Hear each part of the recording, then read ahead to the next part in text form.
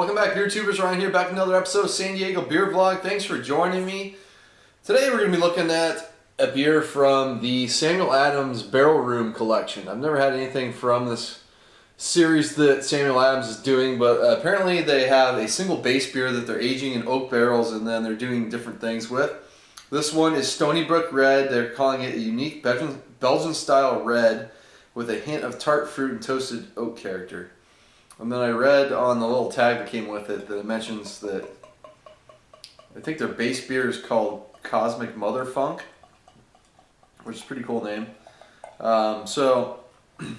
American Wild Ale, I don't know if this is going to be close to a Flanders style, but kind of based on their description, it's probably its whole unique style. So, pours up kind of hazy, good carbonation coming up. Kind of a ruby red, dark orange color. A little bit of a off-white head on there. Has some nice Flanders red-ish kind of notes to it. A little bit of a funkiness. There's definitely some sweetness. A little bit of like a sweet red wine vinegar. Definitely some nice fruitiness too. Cherry notes. Almost like a raspberry character. There's some breadiness to go along with that, but yeah, kind of a wine-like character to it. Just a slight bit of funk.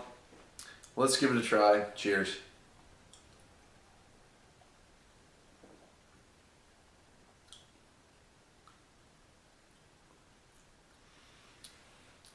Yeah, it's definitely different on the taste compared to the aroma.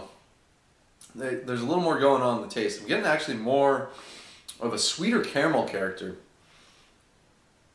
and it definitely has a red ale character to it. But there is a little bit of that tartness and sweetness, and it's maybe a little more on the sweet side than the tart side. So up front, you get a touch of a sour cherry character, sour, not quite raspberry, but just a red berry note. That hits you first. Then comes big sweetness, big caramel notes. Very caramelly with sweet bread, biscuity notes to it. After the sweetness, the beer dries out. The 9% alcohol, you can taste it somewhat, but it's pretty well hidden. And there's a little bit of like a spiciness, I'm guessing, is coming from that Belgian yeast that helps dry out the palate as well.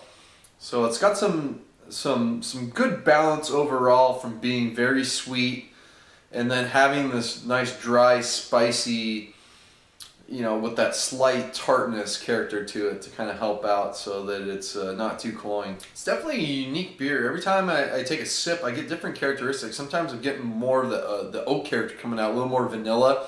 Sometimes it has more of that cherry tartness. Sometimes it has much more sweet caramel bready notes. You certainly get a little bit of a wine character, very, very slight, like red wine vinegar notes, but it's not overly vinegary, which is nice.